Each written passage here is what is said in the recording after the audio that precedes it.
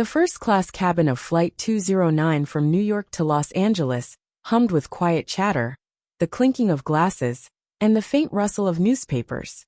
Plush leather seats, warm ambient lighting, and the soft hum of the aircraft created an air of exclusivity, where the rich and powerful settled in for the 5-hour journey. Among the passengers was Tom Cruise, dressed casually in a fitted black hoodie, jeans, and aviator sunglasses tucked into his collar. Despite his global fame, he had mastered the art of blending in. He sat near the window, scrolling through his phone, seemingly just another passenger. A few rows ahead, Rebecca Miller, a plus-sized woman in her early 40s, shifted uncomfortably in her seat. Her brown eyes darted around nervously, as if she didn't belong in the opulent first-class section. Her fingers clutched the armrests, and her breathing was shallow, a telltale sign of someone who wasn't a frequent flyer. She had saved for months to afford this flight, upgrading her seat as a personal milestone. But now, with the judgmental glances thrown her way, she wasn't sure if she had made the right choice. The discomfort wasn't just psychological. The seat felt tight. She adjusted her belt, trying not to invade the space of the man seated next to her, a businessman in a pressed suit who had already given her a disapproving once-over. That's when the trouble started. A flight attendant, a tall blonde woman with a crisp uniform and an air of superiority, approached Rebecca. Her name tag read Catherine. She had the poised confidence of someone who had worked first class for years, but her eyes held a sharpness that was far from welcoming. She leaned in slightly, lowering her voice, but ensuring others could still hear. "Ma'am," she said, her tone polite but laced with condescension. "Are you sure you're seated correctly? First class is reserved for premium ticket holders." Rebecca swallowed hard, her cheeks burning. She had paid for this seat. She knew what the flight attendant was implying, that she looked out of place. "Yes," she said, forcing a smile. "This is my seat." Catherine pursed her lips, clearly not convinced. She tapped the seat's touchscreen, checking Rebecca's booking details. A moment later, she let out a small, theatrical sigh. "All right," she said. "But just so you know, these seats are designed with certain comfort parameters. If you find it too snug, I can look into reassigning you to a more accommodating section." Rebecca's heart pounded in her chest, as the snickers around her seemed to echo in her ears. She had felt this type of judgment before. At restaurants when waiters subtly raised an eyebrow at her order. In clothing stores where sales associates steered her toward the plus-size section without asking. And now here, in the luxurious first-class cabin, where she had every right to be. She forced herself to sit tall, gripping the armrests tighter. The businessman beside her cleared his throat, shifting slightly as if to put more space between them. Not that there was much room to spare. His body language screamed discomfort. Catherine, the flight attendant, wasn't done. She leaned in a little closer, speaking in a voice that was syrupy sweet, but sharp as a blade. "I'm just trying to ensure your comfort, ma'am. You know, first-class seating has certain proportions.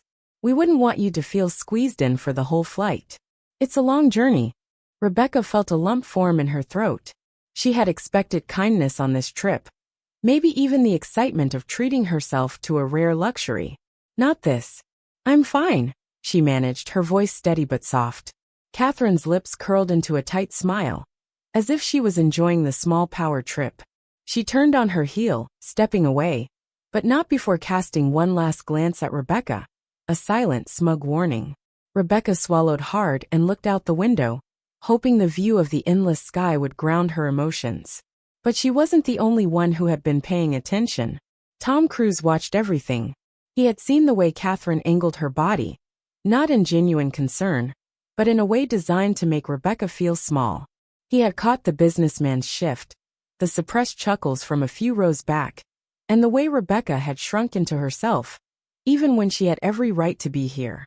He knew that look, the look of someone fighting a battle in silence. Tom was no stranger to high society.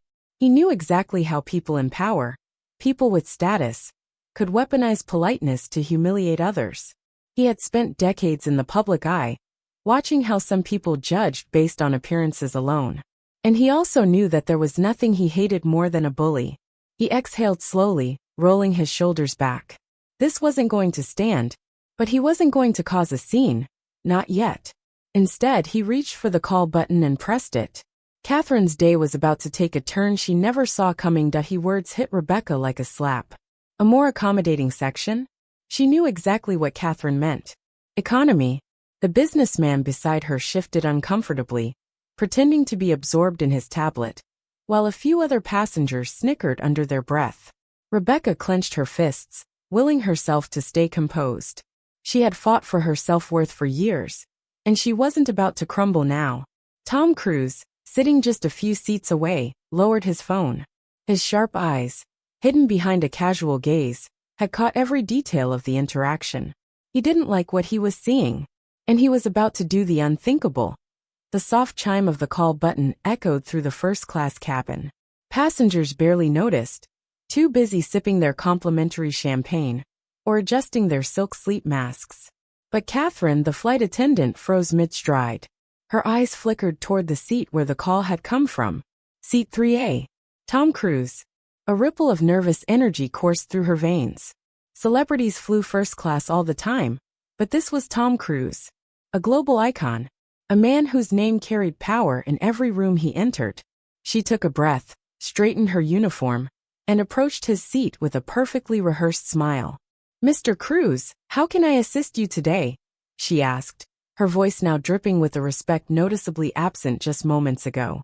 Tom looked up from his seat, his expression calm but unreadable. He wasn't the type to make a scene. He didn't need to. His mere presence commanded attention. He tilted his head slightly, nodding toward Rebecca without breaking eye contact with Catherine. "I'd like to switch seats," he said simply. Rebecca's head snapped toward him, her brown eyes wide with surprise. Catherine blinked, clearly thrown off. "Excuse me? I want to sit here," Tom repeated, tapping the armrest of Rebecca's seat. "Move my seat assignment to 2B. The request hung in the air like an unexpected plot twist. A few passengers in nearby rows looked up from their drinks, curiosity flickering in their eyes. Catherine's composure cracked for just a second. "But sir, your seat is in the premium single row with extra space and privacy," she stammered. "Are you sure you want to?" Tom leaned forward, his gaze steady. "I didn't ask for extra space. I asked for the seat." Rebecca felt her throat tighten. Was this actually happening? Catherine's polite mask was beginning to slip.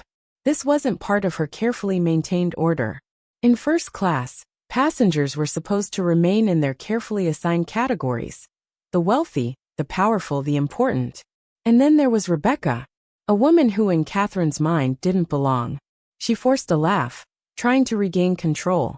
"Mr. Cruise, I assure you, this section is much more comfortable for you. It's designed for..." Tom raised an eyebrow. "For people who meet certain proportions." Catherine's face flushed red. Rebecca, stunned, felt her heart racing. No one had ever stood up for her like this.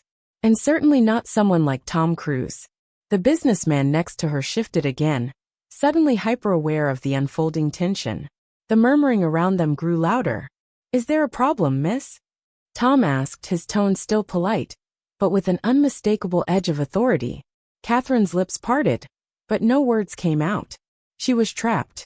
This wasn't some random passenger she could brush aside. This was Hollywood royalty, a man who could get her fired with one phone call. "Oh, of course not, Mr. Cruise," she finally said, forcing a smile. "If you wish to switch seats, I'll make the arrangements." Her voice wavered, the realization of her own mistake beginning to dawn on her. As she turned to reassign the seating, Tom leaned toward Rebecca, his voice dropping to a gentle tone only she could hear. "You good?" Rebecca's lips trembled, a mix of gratitude and disbelief washing over her. She swallowed, nodding. "Yeah, thank you." Tom smiled, then winked. "Don't thank me yet."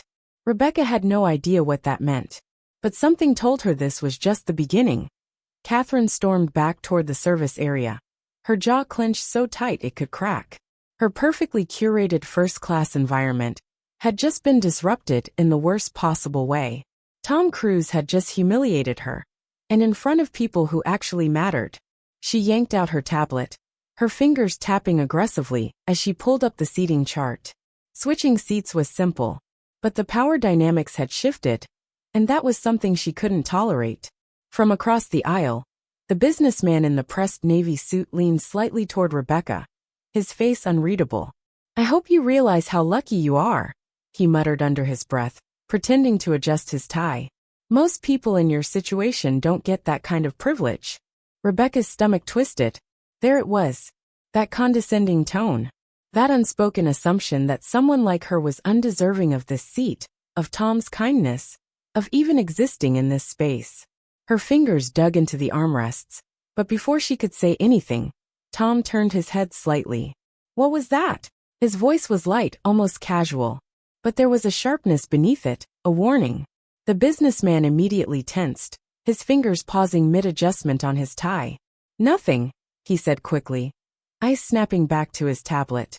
"Just making an observation." Tom let out a slow breath, shaking his head before glancing at Rebecca. People love to observe things they don't understand. Rebecca felt her chest tighten. Why was he doing this? Why did he care? She had spent her whole life shrinking in moments like these, making herself small to avoid confrontation. But Tom? He wasn't shrinking for anyone. Catherine returned, her fake professionalism back in place, but Rebecca could see it, the barely concealed frustration beneath her practiced smile.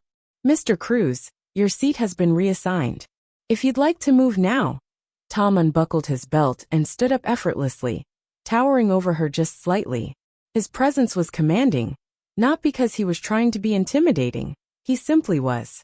As he moved toward Rebecca's seat, a flight attendant in her early 20s, her name tag reading Emily, rushed over. Unlike Catherine, Emily had a look of concern, not judgment.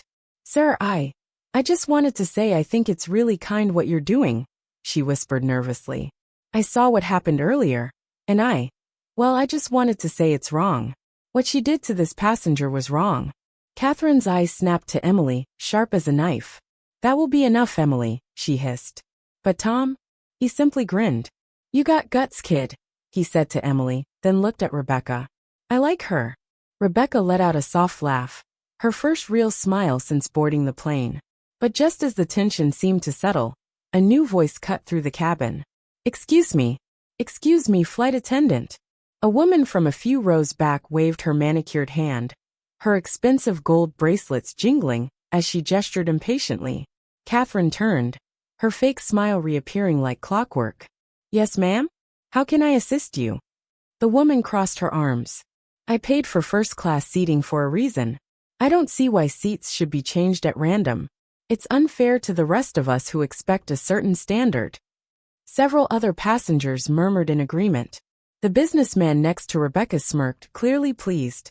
Rebecca felt her face heat up all over again. She wanted to disappear, to vanish into her seat, and pretend none of this was happening. She hated being the center of attention. Tom, however, remained completely unfazed. He slowly turned toward the woman, his expression unreadable. "You're upset because I changed seats?" His tone was light, but Rebecca could tell he was testing her. The woman hesitated, not expecting a direct challenge. "It's not just that," she backtracked quickly. "I just think certain seating arrangements are there for a reason." "Right." Tom nodded, rubbing his jaw thoughtfully. "So let me get this straight. You're not upset that people switch seats. You're upset about who's switching seats." Silence. The woman's lips parted as if she wanted to protest, but she couldn't. Not without exposing her true reasoning. Tom smirked, shaking his head. "I've worked in Hollywood for decades, and trust me, I know what fake outrage looks like." A soft chuckle rippled through the cabin. Even Emily, the young flight attendant, had to hide a smile. The woman turned red, gripping her designer handbag. She had lost. Catherine, standing stiffly at the front, looked like she wanted to throw something. Rebecca exhaled, finally releasing a breath she didn't know she had been holding. But just when she thought the worst was over, the captain's voice crackled over the intercom. "Ladies and gentlemen, this is your captain speaking. We have some unexpected turbulence up ahead. We're asking all passengers to remain seated and fasten their seatbelts as we navigate through it. Flight attendants, please take your seats immediately." The cabin lights flickered slightly as a low rumble shuddered through the aircraft. Rebecca stiffened, gripping the armrest. She had never done well with turbulence. Tom, now settled in his new seat beside her, glanced at her hands. He could see how tightly she was holding on. Without hesitation, he reached over and placed his hand gently on top of hers. "It's all good," he murmured, his voice steady. "I've flown through worse." Rebecca hesitated for a moment, then slowly nodded, her fingers loosening slightly under his touch. She had no idea how this flight would end. But one thing was certain. Everything had changed. The aircraft lurched suddenly, sending a jolt through the cabin. Gasps filled the air as passengers clutched their armrests. The captain's voice crackled back over the intercom. "We've hit some unexpected turbulence, folks. Nothing to worry about. But please keep your seatbelts fastened." Cabin crew remained seated. Rebecca's breath hitched as her knuckles turned white, her grip tightening on the armrest again. Tom noticed immediately. "Breathe," he said calmly. "In through your nose, out through your mouth." She tried, but the shaking of the plane made her feel like her stomach was twisting into knots. Tom, still keeping his hand lightly over hers, chuckled softly. This is nothing. I've done my own stunts at 30,000 feet. One time, I literally hung off the side of a plane while it took off. And I didn't even have a seatbelt." Rebecca blinked at him. Was he joking? Tom grinned. "Google it later." Despite herself, Rebecca let out a shaky laugh. The tension in her body eased just a little. The businessman across the aisle let out an exaggerated sigh, flipping a page of his Wall Street Journal, as if the turbulence, and everything else happening, was beneath him. "You'd think they'd have better pilots for a first-class flight," he muttered. Tom's eyes flickered to him briefly, but he didn't engage. Instead, he kept his focus on Rebecca. "You doing okay?" he asked.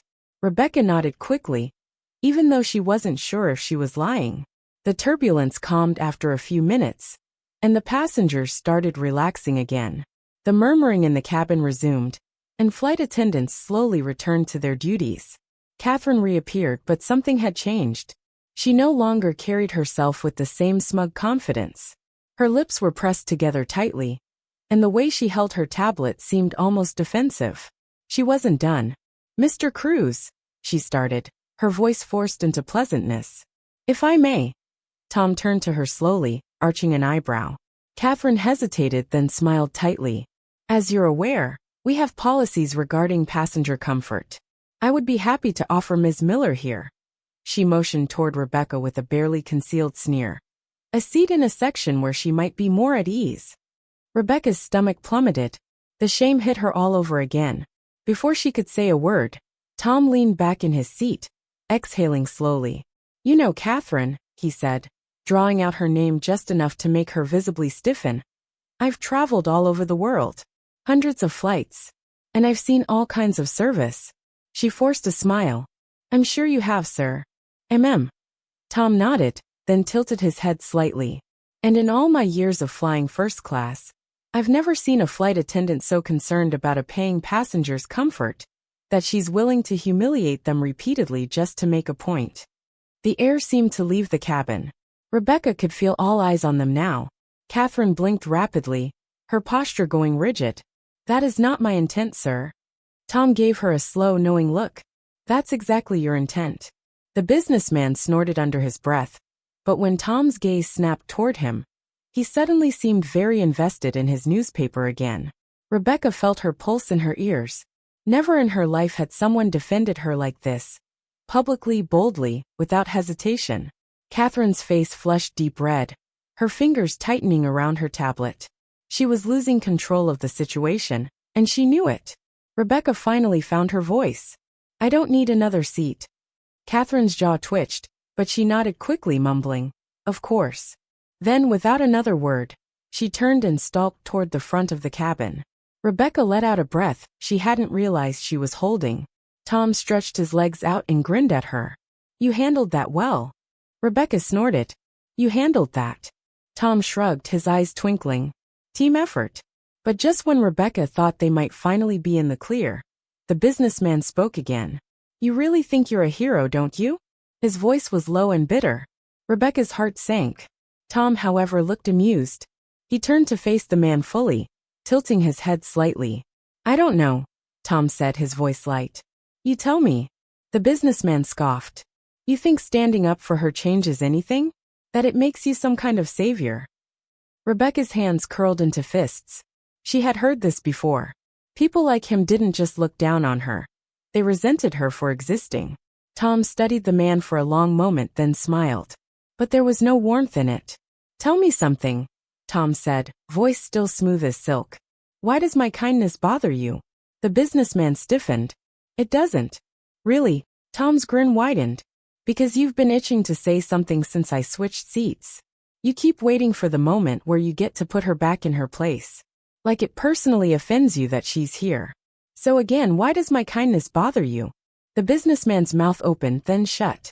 For the first time since the flight began, he had no response. Tom held his gaze for a second longer, then turned back to Rebecca, completely unfazed. "Anyway, let's order some snacks." He picked up the menu. "You ever had the first-class chocolate truffles? They're life-changing." Rebecca laughed, genuinely laughed. And for the first time since she boarded this flight, she felt like she belonged. The turbulence had finally settled, but the tension in the cabin had not. Catherine lingered near the service area, her face tight with frustration. The businessman had gone silent, his posture stiff, but the air around him was thick with bitterness. Meanwhile, Rebecca still felt like she was processing everything. She had spent her whole life fading into the background, trying to avoid moments exactly like this. But Tom Cruise had done the opposite. He had refused to let her shrink. And now, for the first time in her life, she didn't want to shrink either. A soft chime rang through the cabin, followed by the intercom.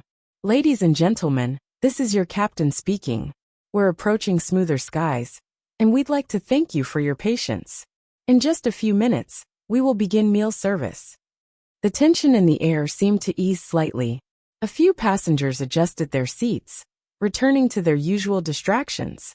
Catherine, still seething, snatched up a tray and stalked toward Rebecca and Tom's row. She forced a plastic smile. "Would you care for a drink, Mr. Cruise?" Tom didn't look up from his menu. "A glass of water, thanks." Catherine nodded curtly, then turned to Rebecca, barely concealing her irritation. "And for you?" she asked, voice clipped. Rebecca, feeling a new kind of fire in her chest, lifted her chin slightly. "Actually," she said, her voice steady, "I'll have champagne." Catherine blinked. Tom's grin spread slowly. Catherine's fingers tightened around her tray. She had expected Rebecca to cower, to keep her head down. But now, she was standing her ground. "Of course," Catherine said through gritted teeth, then turned and stormed away. Rebecca exhaled, her heart hammering. But when she looked at Tom, he was already watching her, his signature megawatt grin lighting up his face. "That," he said, "was legendary." Rebecca laughed. She actually laughed. And for the first time in her life, she felt like she belonged. As Catherine returned with the drinks, her movements stiff and mechanical, Tom raised his glass. "To standing tall," he said simply. Rebecca smiled, clinking her glass against his. For the first time in her life, she wasn't apologizing for taking up space. She was owning it. Rebecca took a deep breath, letting the cool bubbles of the champagne tickle her throat as she set her glass down. The weight of the last few hours settled over her, but for once, it didn't feel crushing. It felt empowering. She glanced at Tom, who had already leaned back in his seat, completely at ease. His presence had turned an unbearable situation into an unforgettable one. Catherine, meanwhile, continued her service, but it was clear to everyone that she had been thoroughly put in her place. No more passive-aggressive remarks. No more attempts to humiliate Rebecca. She moved with the rigid politeness of someone who had lost a battle. Rebecca would be lying if she said she wasn't enjoying it. As she sipped her drink, the businessman across the aisle, who had spent most of the flight steeping in quiet resentment, cleared his throat. "You must be feeling pretty proud of yourself," he muttered. Rebecca's fingers stilled on the stem of her glass. She turned slowly, meeting his gaze. Not with fear, not with embarrassment, but with something new, confidence. "Why would I be proud?" she asked, her voice smooth. "I didn't do anything special. I just sat in my seat." Tom let out a low chuckle, clearly enjoying this. The businessman's jaw clenched. "People like you always play the victim." Rebecca tilted her head. "People like me?" The businessman looked like he regretted his words instantly. He shifted uncomfortably, looking for a way to retreat. Tom, however, was not about to let him off the hook. Go ahead, Tom said, his tone casual but pointed. Explain what you mean by people like her. We're all listening. A few nearby passengers turned their heads, intrigued. The businessman sputtered. I just mean, this whole thing has been blown out of proportion. Tom nodded thoughtfully. Right. So to be clear, a woman paid for a first-class seat, got harassed for sitting in it, and now you're upset that she, what? Didn't apologize for existing. The businessman had no response. He shifted in his seat, suddenly very interested in the seatbelt sign. Rebecca watched his discomfort for a moment before speaking again. But this time, it wasn't with hesitation. You know, I used to let people like you make me feel small. She said it softly, but there was steel underneath. But now I realize something. People like you don't actually have power over me. You just count on me not realizing mine. Tom grinned, like she had just nailed a stunt sequence on the first take. The businessman muttered something under his breath, and looked away. For the first time in her life, Rebecca didn't feel like she had to look away too. Instead, she turned back to Tom and exhaled. That felt really good. Tom laughed. I bet it did. Rebecca stared out the window at the vast blue sky. The view looked different now, like something full of possibilities instead of limitations. She had spent her whole life trying to disappear. But today, for the first time, she had learned how to take up space. And it felt damn good. As the plane cruised smoothly through the sky, Rebecca let herself breathe. For years, she had avoided moments like this, confrontation, attention, being seen. But now she felt something new, something that made her sit a little taller. The weight of judgment had always felt like a chain around her shoulders. But today she had learned something powerful. She was never the problem. The problem was people who thought she didn't belong. And she wasn't going to carry their burden anymore. Tom took a sip of water, then glanced at her. So tell me something. Rebecca turned to him. Yeah. What are you going to do differently after this flight?